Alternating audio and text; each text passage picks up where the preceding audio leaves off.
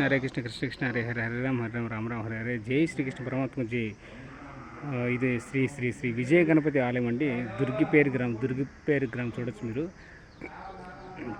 ఇక్కడ బయట సైకిల్ పెట్టేశాను ఇక్కడ. సో దుర్గిపేరు గ్రామం అంటే మన వెంకటగిరి నుంచి ఏర్పేటకి వెళ్ళండి, తిరుపతికి వెళ్ళేటప్పుడు ఏర్పేటకి ఓదలు వస్తుంది. సో తప్పకుండా ఈ యొక్క విజయ గణపతి ఆలయం అండి. శ్రీ శ్రీ శ్రీ విజయ గణపతి ఆలయం దుర్గిపేరు గ్రామం జిల్లాలో ఉంటుంది.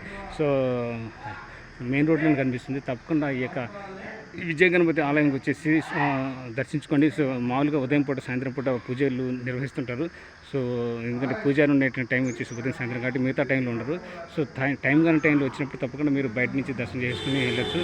సో ఈ యొక్క విజయ గణపతి ఆలయం ఎందుకంటే అన్ని పూజలు చేయాలన్నా, ఎవరికి పూజ చేయాలన్నా, ఏ దైవతమూర్తులకి అందరికంటే ముందుగా పూజ చేసేటువంటి మనం ఒక విఘ్న వినాయకుడికి పూజ చేస్తాం. ఎందుకంటే అటువంటి వరం గణపతి దేవుడు పొందాడు కాబట్టి గణపతి దేవతామూర్తి. సో తప్పకుండా ఈ యొక్క విఘ్న వినాయకుడిని పూజించండి, దర్శనం చేసుకోండి. శ్రీ శ్రీ విజయ గణపతి దేవాలయం.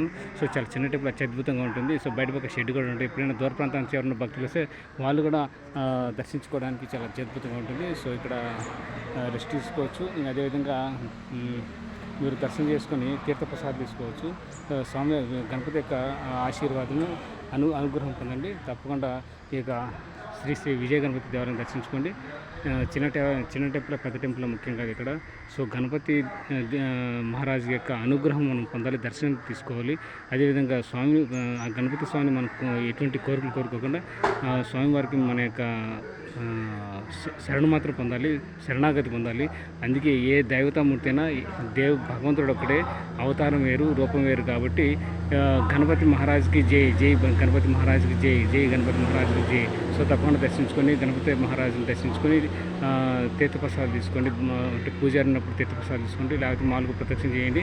సో టెంకాయ కొట్టేసి మీరు ఏదైనా నైవేద్యం అయినా పెట్టుకొని వెళ్ళచ్చు. లేకపోతే మీరు ఏదైనా ఈ యొక్క గుడికి నిర్వహణ కానీ, పూజా కార్యక్రమాలు కానీ, సో అన్నదాన కార్యక్రమాలకు ఏదైనా ఇవ్వాలనుకుంటే గుడి దేవాలయ తరఫున ఇవ్వాలనుకుంటే ఈ యొక్క గణపతి దేవాలయం యొక్క ధర్మకర్తలు కానీ, పాలక మండలి కానీ, పూజారి కానీ, ప్రధాన లక్ష్మి సంబంధించి మీరు ఇవ్వాల్సిన వివరాలు ఇచ్చి ఈ యొక్క దేవస్థానానికి సహాయపడగలరు. అదేవిధంగా మీకు ఏదైనా ఇంట్లో ఏదైనా శుభకార్యాలు కానీ, పుట్టినరోజులు, నిశ్చితార్థాలు, నామకరణలు చేయొచ్చు. సో మామూలుగా పండుగలప్పుడు కూడా చేయొచ్చు. వినాయక చవితి రోజు ఇంకా అత్యద్భుతంగా చేస్తారు. సో ఆ రోజు కూడా గణపతి బొమ్మను పెట్టేసి చేస్తారు. ఎందుకంటే అన్ని పండుగల కల్లా చాలా పెద్ద పండుగ ఇది వినాయక పండుగ అంటారు. ఎందుకంటే వినాయక చవితి చాలా బ్రహ్మాండంగా చేస్తారు. సో దేశవ్యాప్తంగా చేస్తారు. అట్లా అంత అత్యంత శక్తి గలటువంటి గణపతి మహారాజు. సో అందుకే జై గణేష్ బోలో, జై బోలో గణపతి మహారాజ్కి జై. సో గణపతి మహారాజు గణపతి బప్ప మోరి అంటారు కదా, అట్లా. సో గణపతి మహారాజు మొక్కండి. ఎటువంటి పూజలు చేసినా అన్నిటికంటే పూజలు చేస్తే ఫస్ట్ గణపతి మహారాజుకి. హరే కృష్ణ హరే కృష్ణ కృష్ణ కృష్ణ హరే హరే హరే రామ హరే రామ రామ హరే. జై శ్రీకృష్ణ పరమాత్మ జై, జై గణపతి మహారాజ్కి జై.